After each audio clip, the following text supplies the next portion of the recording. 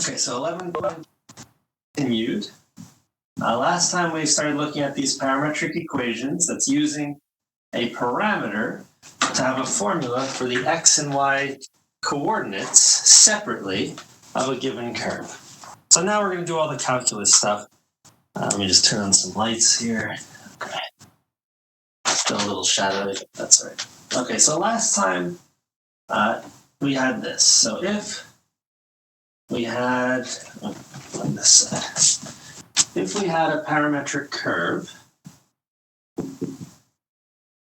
that was given by this, right? So x was equal to f of t, and y was equal to g of t.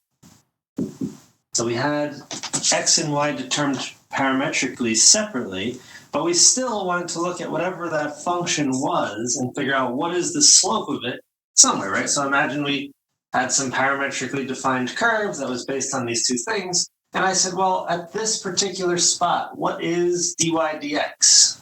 What is the slope at that spot? I still wanted to be able to find it, and I don't want to have to go through the rigmarole of eliminating the parameter, if it's even possible, to figure out some y equals f of x to take the derivative.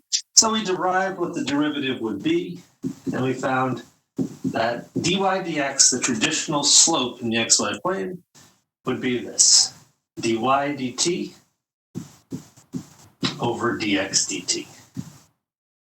Secondarily, we derived, actually we didn't derive, I just told you that the second derivative, d2y dx2, turned out to be this, d dt, the derivative of this, dy dx, divided by another dx dt. And I think I put this in like a dotted box because really not that super important, but it is something you probably might need to know for the final exam. Okay, so now we're going to go into an example problem, which is fairly long. We'll do some calculations, we'll look at what the graph looks like, etc.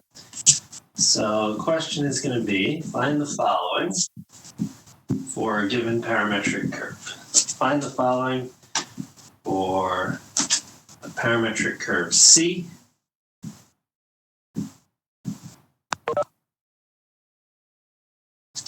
given by this. All right, so x is going to be equal to t squared, and y is going to be equal to t cubed minus 3t. Okay, so there's our curve, and we'll go through the process of figuring out this derivative.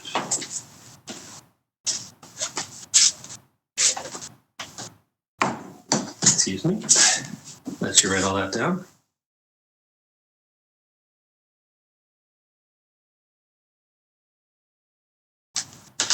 All right, so let's actually go through it. I'm going to sit over here.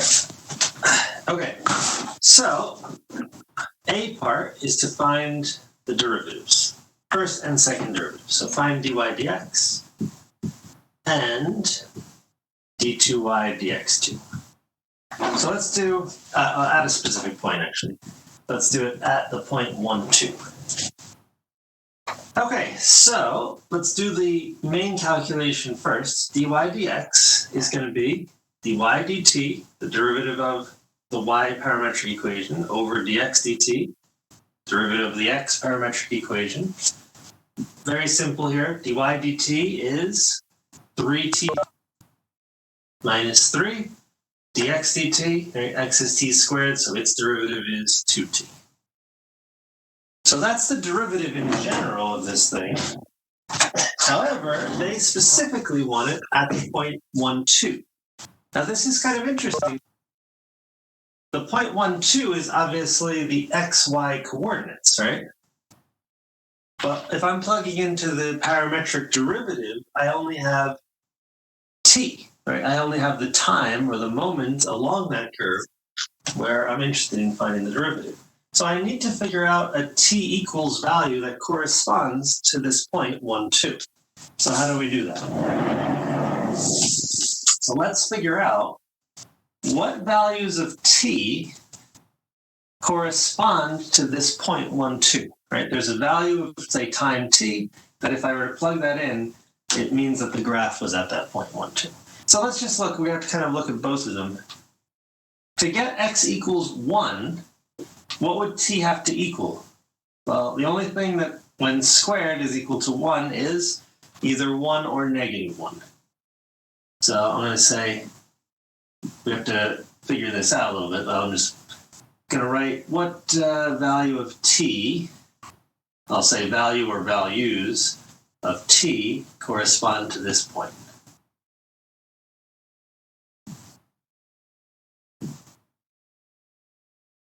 All right, so first of all, if x is equal to 1, I know that since x is equal to t squared, t has to equal 1 or t has to equal negative 1. And those are the only two options. However, we have another equation to satisfy it, so let's check that. If t was equal to 1, that would mean that y would be equal to 1 cubed minus 3 times 1. So you can see that's 1 minus 3, which is negative 2. So t equals 1 actually doesn't work. All right? It works for the x coordinate, but it doesn't work for the y coordinate. How about t is equal to negative 1? This has to work, I would imagine. Y in that case would be negative 1 cubed minus 3 times negative 1. So negative 1 cubed is still negative 1. Minus minus is plus 3. So that equals 2, so that works.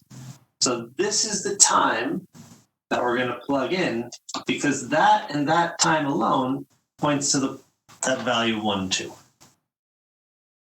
So sometimes people have a question about, why that is or anything there. So give it a quick look. Let me know if you want to ask any follow-up on it.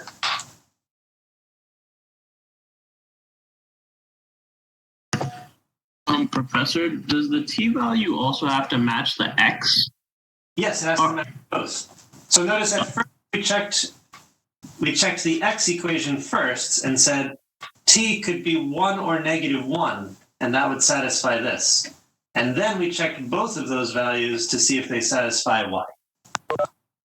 And since it came up to 2, we know it's correct. Right. The did not satisfy the y value that we want, but the second one did. So you can see if I plugged in t equals negative 1, I would get 1, 2 in plugging in both those equations.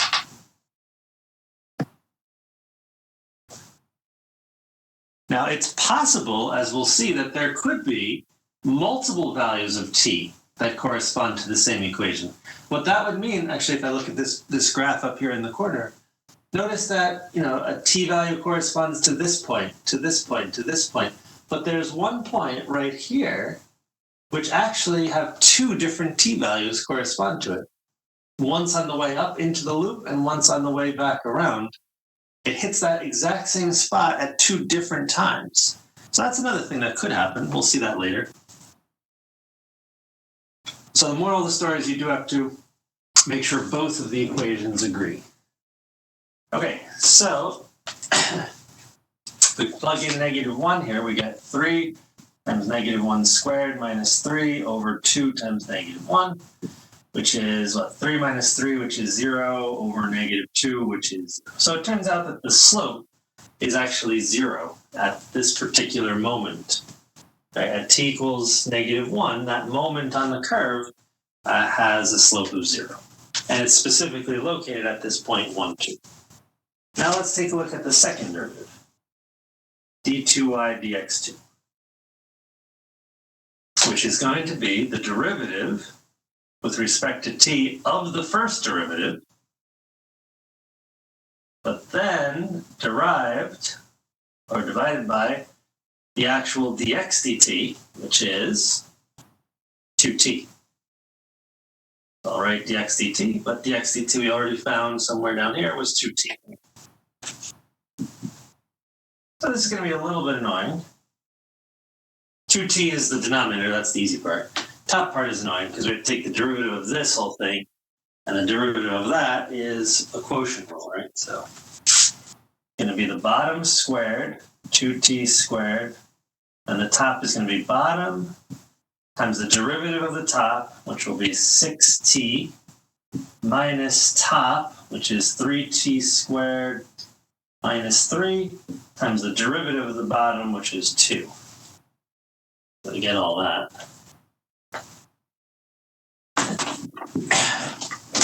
I basically have two terms here, and they're divided by two different things. So all this is just going to go into the denominator. So I'm dividing by 4t squared, and again by 2t, so that's division by 8t cubed at the end of the day.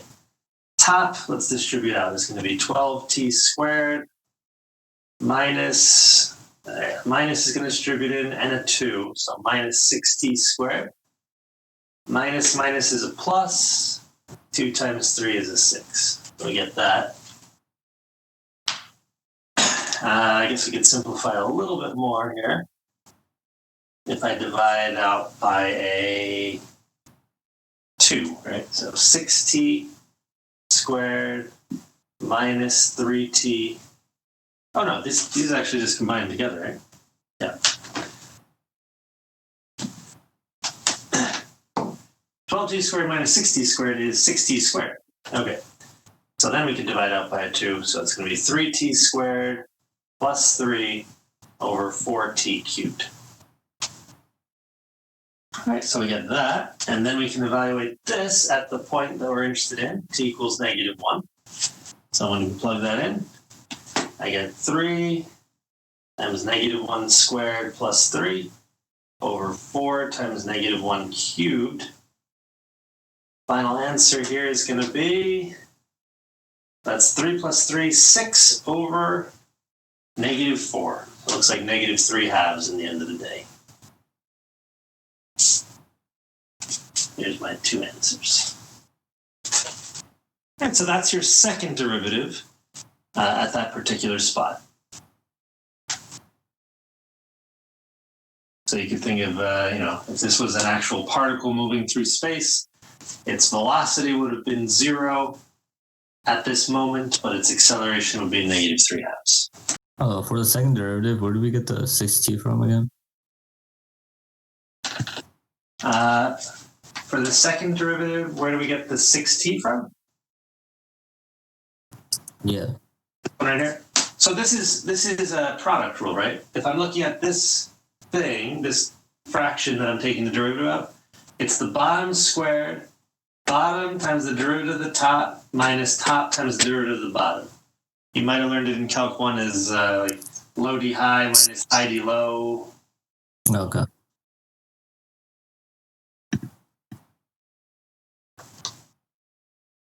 Anything else there?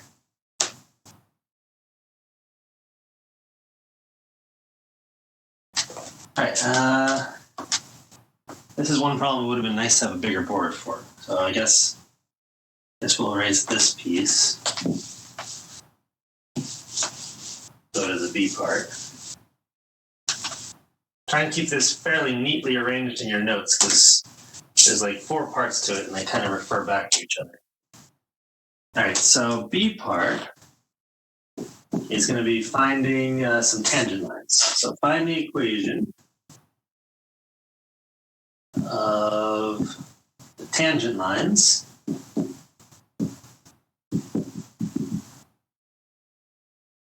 and I'm putting line or lines at the point 3, 0.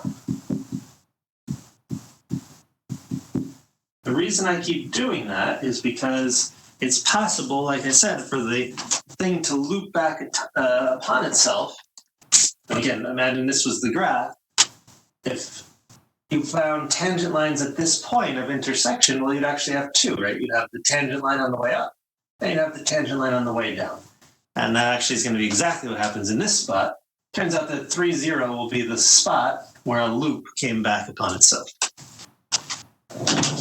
Okay, so in order to find a tangent line, it's just the whole usual process. You're going to need to find the slope at the point, and you're going to need to find the point, which was already given to. So we really just need to find the slope.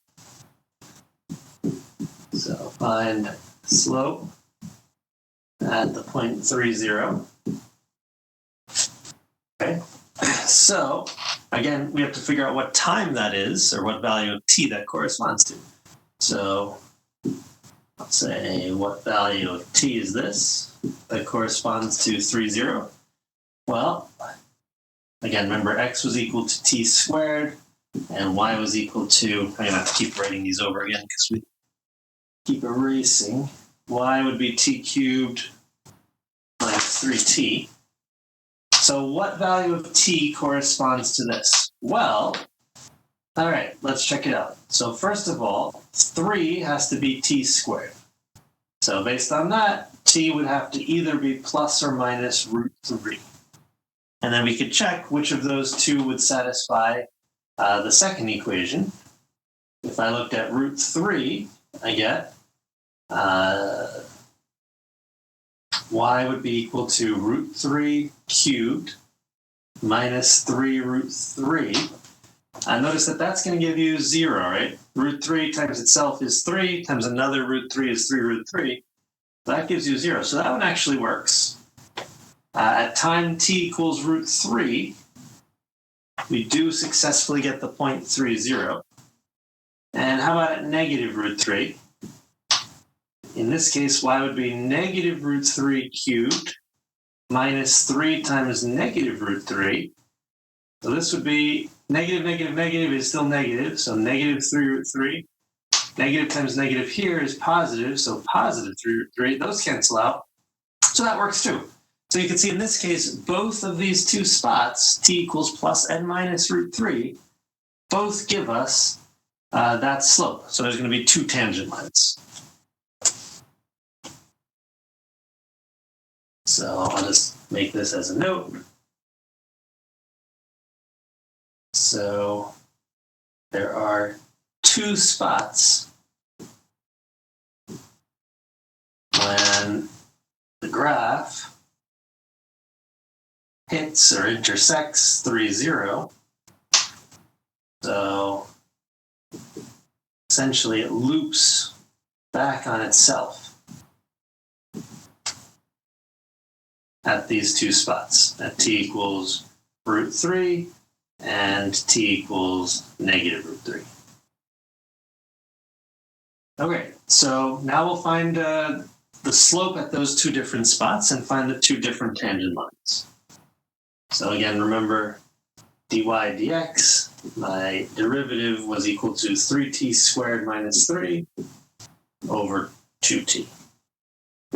So I think we're going to have to erase again. So let me let you get up to there. Okay, yes. Okay, so let's take a look at the two different spots and the two different tangent lines that we will get at those two spots. So I'll just divide the board up into kind of two columns, that t equals root 3 and another equals negative root 3. Okay, so we have our derivative, dy dx, and we can just plug in that t value to figure out the slope at this point. So we're going to get, continuing down from here, I'm just going to plug in. So it's 3 times root 3 squared minus 3 over 2 root 3. So root 3 squared is 3, so 9 minus 3 on top over 2 root 3 on the bottom. That's 6 over 2 root 3. And generally, let's just rationalize to make this a little nicer. So this is going to be equal to 3 root 3 over root 3 root 3. Right? So basically 6 over 2 is 3, the root 3 in the denominator, and I'm multiplying top and bottom by root 3 to just get rid of the root 3 in the denominator. So that's 3 root 3 over 3, which cancels to just root 3. So the slope at this point is going to be root 3. So now, let's find the tangent line. So we're going to just use point slope formula. Y minus y naught is slope times x minus x naught. Y, and we know y and x naught, right? That's this initial point, 3, 0, which we know has to be on the tangent line because we're at tangent at that particular point. So y minus 0 equals root 3 times x minus x naught, which is 3. So the tangent line here is y is equal to root 3x minus 3 root 3. So that is a tangent line to that specific spot. On the other side, it's going to be basically the same, except we'll have a different slope. On this side, we're plugging in negative root 3, so it's going to look very similar. So 3 times negative root 3 squared minus 3 over 2 times negative root 3. And you can see that the top is going to be exactly the same. The negative sign gets squared away. The bottom is just going to be negative of the top, so this is going to come out to be negative root 3. It's going to be the exact same calculations, but there'll be one negative sign.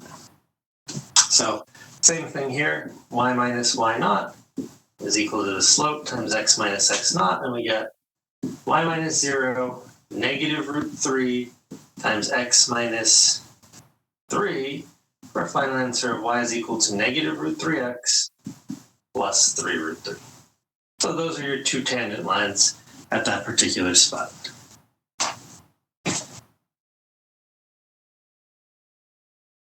Professor, could they possibly not give you the point in a question like this?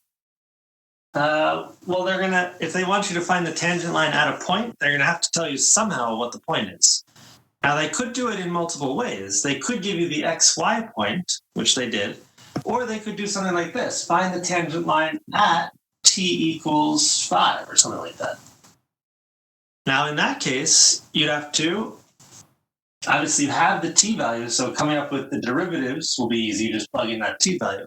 But then you have to figure out, based on that t value, what x and y would be by plugging them into the parametric equations.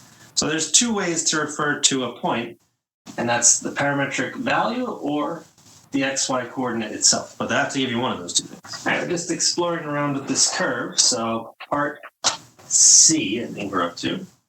And that is going to be to find the points on the curve with horizontal and vertical tangents. So find the points on the curve with either horizontal or vertical tangents.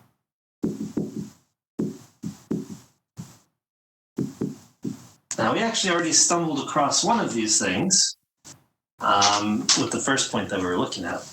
But in general, without just plugging in random values, how do you figure out horizontal tangents? What would cause that to? Whenever the slope is 0. Exactly. So you need the slope to be equal to 0 for a horizontal tangent, and for vertical, you need? What would give you a vertical tangent line? Undefined, exactly.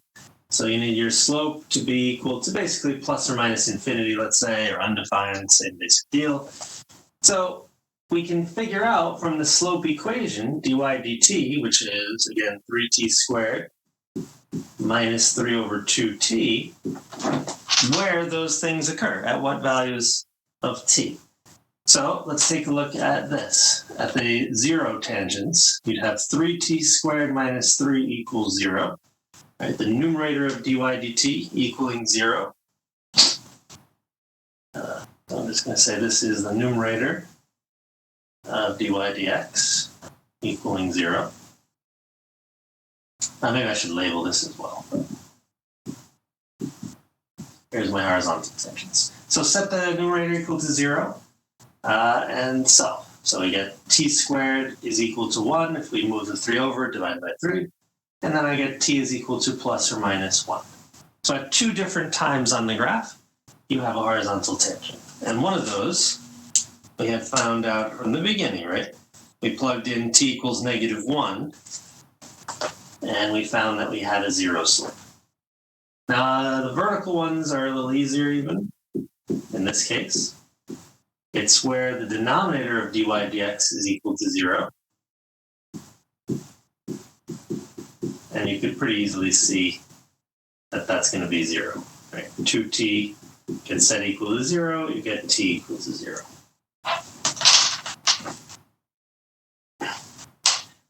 Now, we still want to figure out the points. Right now, we've only figured out the times, right? The parametric times.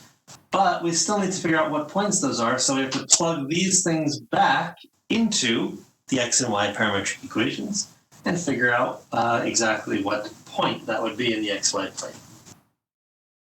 So let's say plug in to find the points. So once again, just as a reminder, I'm going to rewrite these down.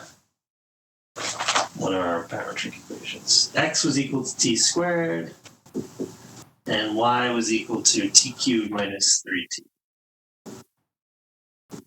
Okay, so if I were to plug in t equals 0, I get x would be 0 and y would be equal to 0.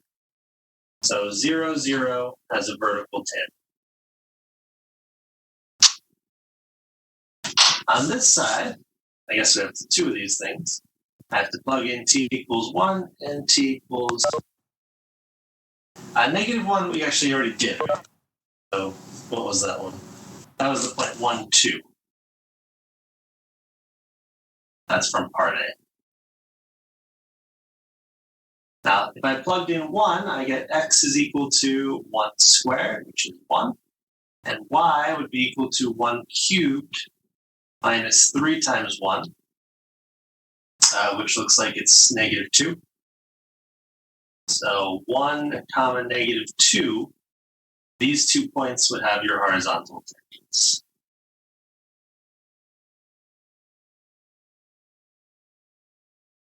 Hopefully this is all making sense to you guys, the way I'm writing it. It's a little bit cramped in here because of the fact that we're trying to do this on such a small board.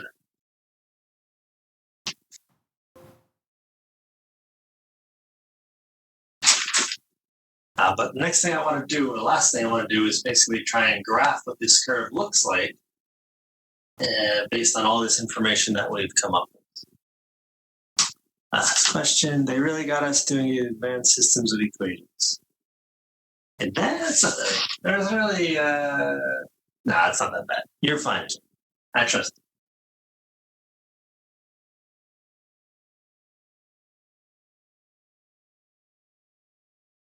All right, I'm gonna erase the top and then draw the graph as best we can. Okay, so if I go up 2 units up and down from the axis and I go over 3, that should do it. So what we see is that there is, let's start with the vertical tangent. At 0, 0, at this point here, that's time t equals 0, there is a vertical tangent. So the graph is straight up and down at that point. At t equals plus or minus 1, which corresponds to the points where? Negative 1 corresponds to 1, 2. This would be t equals negative 1, 0.12. At that point, there is a horizontal tangent. And at the point 1, negative 2, this would be at the point t equals 1, there is also a horizontal tangent. The last thing we know from this was that there was a point, which we found, the point 3, 0, where there was 2 points, right, that occurred at t equals plus or minus root 3. So you can get a sense of what this picture is going to look like. Basically, we have something coming in from the bottom, right, t equals negative root 3, coming up to this top point, the only place that it has a horizontal tangent besides here, then coming back down, getting a vertical tangent at 0, coming back to my other 0 point, and then going back up through this loop and going continually ever after upwards.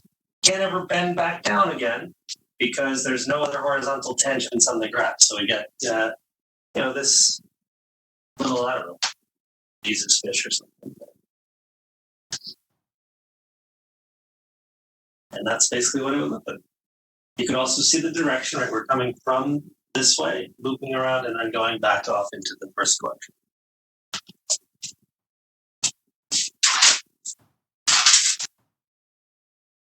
Okay, I'm going to give you guys one to just try out some of this stuff while you take a look at that graph. And the question is going to be to find the tangent line to this particular curve. X is equal to 2 theta minus 2 sine theta, and y is equal to 2 minus 2 cosine theta at theta equals pi over 3. Now notice in this case I've defined everything in terms of t, but it doesn't matter here, right? We're just calling the parameters theta in this case. So all the same things with the exact same formulas, just thetas wherever there were t's. Would we have to find area under the curve? Absolutely, yeah, we're going to do that next.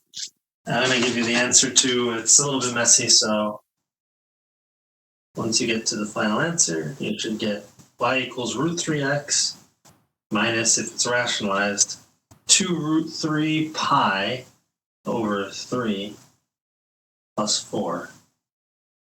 Messy answer. Okay, so let's get to the next thing. Does anyone has a question with that? Or did that work out? Just some messy algebra, really.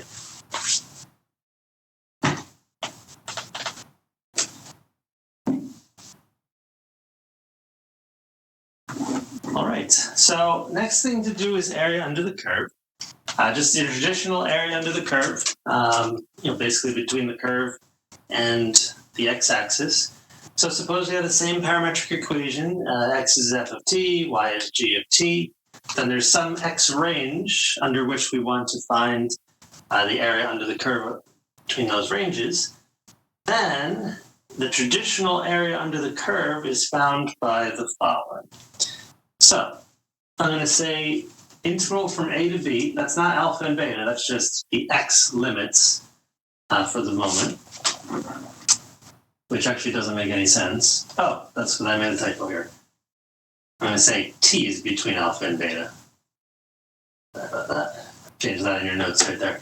X is going to be between a and b. That's going to translate to something in terms of the parameter values, and those translations are going to be that t is between alpha and beta. Okay, so if we had x between a and b, same range, just translated, and I wanted to find the area under the curve of f of x, then I could note to myself, it's actually a very simple derivation, that f of x is really just y, right? Y equals f of x, that's the definition of it. So I could just plug in y here and say this is just y dx. That's basically the formula for a derivative if I were to write it in terms of both the independent and dependent variables. Well, I can now rewrite y and dx in terms of t quite simply. I'm going to have that y is just g of t, and dx is just the derivative of f of t. So that's going to be, if I differentiated both sides here, I'd get f prime of t dt. And since now everything's in terms of t, my limits would be alpha to beta. So that's actually it. That's your formula. So this is equal to my area. That's the formula that the book gives. I actually like this formula best, the one in the middle, where it just says area is y dx. And the reason I like that is because, well, what if these were called something in reverse? What if x was defined as g of t and y was defined as f of t, or just other letters? Then if you memorized it in terms of g and f, it wouldn't make any sense to you. So I just like it to do it in terms of y dx and then figure out what those two things are in terms of whatever letters the parametric equations are given in terms of. So once I've got that formula, it's actually pretty easy to do these. Okay, so suppose I have the following. Find the area under this curve. So I'm going to say x is equal to theta minus sine theta, and y is equal to 1 minus cosine theta. On the range, theta is between 0 and 2 pi. So it's going to take a little bit of time, but basically my area I always start again with this, just y dx. Now at this point, I'm not even going to put any limits because I don't even know what the limits of x would be. I could figure them out if I really wanted to. I could plug in 0 and 2 pi into this first equation and figure out the x limits. But there's no real reason to because it's all going to be in terms of theta in the end anyway. So this is going to be integral 0 to 2 pi. Let's plug in all the pieces of what y and dx are. So y is this, 1 minus cosine theta. Dx is the derivative of my x equation. That's 1 minus cosine theta, and then d theta. So I just have to FOIL that stuff out and then integrate it. So you can see the parametric portion of this is almost trivial, it's just coming up with an integral. So then we get 1 minus 2 cosine theta plus cosine squared theta d theta. So obviously 1 is an easy thing to integrate. Cosine theta is easy to integrate. Do you guys remember how to integrate cosine squared? That's an important one and will continue to be important.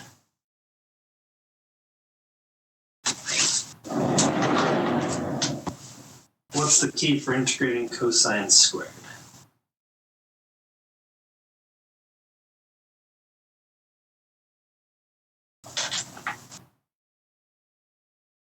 Yes, it is the not Pythagoras identity, but it is an identity. Which identity is it? If I were to do Pythagoras identity, it'd be 1 minus sine squared. That wouldn't help. It's the double angle or half angle, whatever we want to call it. Exactly. So you recall that's going to be 1/2 plus 1/2 cosine 2 theta d theta. So let's integrate these pieces. I'll just combine the 1 and a half together. So 1 plus 1/2 is 3/2. Integral of 3/2 is 3/2 theta. Integral of cosine is just going to be sine, so that's minus 2 sine theta. And then this is going to be a little u to u substitution in here, right, where u is equal to 2 theta. You need a 2 out in front, so you bring out another 1/2. So I'll be left with 1/4 sine 2 theta. All this evaluated between 0 and 2 pi. And then when we plug in the 2 pi first, we get 3/2 times 2 pi minus sine of 2 pi is 0, sine of 4 pi is 0. When I plug in 0, theta is 0, sine 0, 0, sine 0, 0. So everything goes away except this first term, which is going to be just 3 pi. So that would be your area under whatever weird curve this is.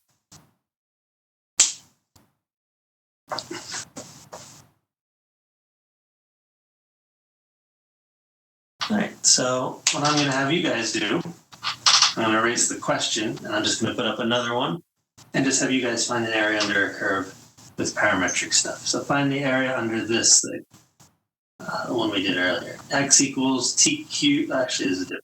X equals t cubed plus t, and y is equal to t squared on the range 0 to 1.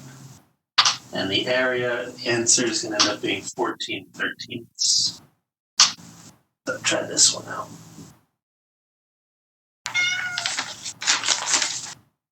Luna, how's it going? Come here, baby girl. Oh. That's just her saying the happy Thanksgiving, right? Say it, baby girl. There you go.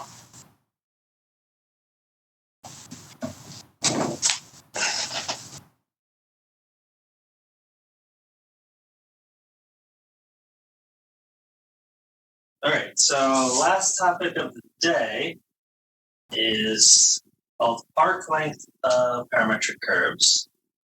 So notice we're just doing all the things we did before, but we're doing them in parametrically defined curves. So arc length of parametrically defined curve C, given by the same thing as usual. So given by x equals f of t, y is equal to g of t. on some range, which I'll say t is between alpha and beta again. So turns out that the arc length is simply just Pythagorean theorem, basically. So the length is going to be the integral from alpha to beta of the square root of dx dt quantity squared plus dy dt quantity squared dt. And so what we essentially are doing, if I look at some arc length, I'm going from one point to another, I'm essentially saying, let's look at the change in x, change in y, and if I look at a small enough scale, the actual length of the curve is just the hypotenuse of that little triangle. I'm going on such a small scale that instead of actual delta x's and delta y's, I'm doing like a dx and a dy, and right, side squared plus side squared equals hypotenuse squared. So the hypotenuse would be the square root of one side squared plus the other side squared. So it's just Pythagorean theorem on an infinitely small scale. And that's the formula there. We don't really need to even derive it because it logically comes out of the geometry pretty easily. Okay. Important thing, actually, for us, which is kind of cool, that we can note that this arc length formula, I guess I'll box that in. This arc length formula is the general form for arc length, and we've seen some specific class before. So this is general form for arc length. We've seen it before when y is specifically equal to f of x. So the question is, what if y is equal to f of x? How does this thing change? Well, if I were to parameterize a function y equals f of x, I'm going to let x be equal to t, and then I'm going to be letting y equal to, therefore, f of t. Right? Notice that would be a correct parameterization. If x was t, y would be equal to f of t. Both x and y are both written in terms of the parameter t, so I've successfully parameterized it. Any function can be parameterized just that easily. It's almost trivial. So if that were the case, I'd get arc length from alpha to beta is equal to this formula, which we just set up here, dx dt squared minus dy dt squared dt. So let's actually plug in the parameterized forms for this thing. So I'm going to get the integral from alpha to beta root, what's dx dt? That's the derivative of this equation, the first one with respect to t. Well, the derivative of t is just 1, so that's just 1 squared, so that's just 1. And dy dt is, well, it's just really dy dt, right? It's just the derivative of this, so I'm going to continue to say it's 1, I wrote minus here, it's still plus. 1 plus dy dt squared dt. Okay, so that's having taken the actual derivatives. But why do I even need to write t's anymore? T is just equal to x, and they're the exact same thing. So let's just rewrite everything in terms of x. Well, if the limits of t are from alpha to beta, then the limits of x are from alpha to beta. It's the exact same limits, so that doesn't matter. Root 1 plus dy dx squared, I'm just copying t as x since they're replaceable, and dt would therefore be dx. And this is the same formula that we used back in, I guess, chapter 6.3, when we did arc length for a function. So the arc length for a function is just a subcase of the arc length for a parametric curve, which is really just a glorified Pythagorean theorem on a miniature scale. This is the arc length of a function from 6.3. So if you If you recall back to 6.3, I didn't prove it back then. I said we'll prove it later. And now this is that moment. So that's kind of cool. So all we're going to do is just one or two examples with this, and then I guess we'll call it a day. We're at 3:42. Okay, so we're probably going to stay to like 3:55 today. So I don't want to break it off in an awkward spot and then just leave 5 minutes early tomorrow. So. Any question with that idea of the arc length formula for parametric or derivation to get down to the functional one? Okay, so let me do one simple example of a parametric equation we've already seen. Find the arc length of x is equal to cosine t and y is equal to sine t on the range t is between 0 and 2 pi. Now, if you recall from the last time we did this, which I guess was Friday, right? If you had parameterizations of cosine and sine, the argument's just regular t. It is a circle, right? It's a circle. I don't actually know which way it's going, but it's going to rotate one time through one full period, maybe left, maybe right, but it is a circle, so I should be looking for a circle. Good. Okay, so my arc length is going to be the integral from 0 to 2 pi root dx dt squared plus dy dt squared dt. I guess I should get these derivatives. We can do them in line. So I get 0 to 2 pi. Dx dt is the derivative of cosine, so that's negative sine t, quantity squared, plus dy dt, derivative of sine, is just cosine, quantity squared, dt. So clearly when I square out the negative sign and negative sine t, right, the negative goes away, I just get sine squared t. And then square of cosine is cosine squared t. But that is Pythagorean's identity right there. So this is just equal to 1. So the arc length becomes 0 to 2 pi root 1 dt, which is just the integral of 1. So I get the integral 0. Well, let's just actually take the integral. I get t from 0 to 2 pi. And if I plug that in, I get 2 pi minus 0, which is 2 pi. Now, let's verify that that makes logical sense, because we know what this equation is supposed to be representing. We know what the parametric equation is. So, remember that this was something that was going around the unit circle. So this should just be the circumference of the unit circle. Right? The arc length would just be the distance around the outside, which would be the circumference, as we refer to it in a circle. So we know that the circumference in general is 2 pi times the radius, but in this case the radius would be 1, so we should have gotten a circumference of 2 pi, which is what we did. So you can see some easy, I guess, derivations, or at least checks, of some simple geometric concepts that you've seen for many years. And I give you guys one to try out. One that doesn't really check anything, but just gets us through the process. Find the arc length of this parametric curve, x equals 1 plus 3t squared, and y equals 4 plus 2t cubed on the range 0 to 1 for t. And your answer will be 4 root 2 minus 2. Okay, so that will be our final problem for the day. So let's, we got like 8 minutes or so. What should the expression be for integration?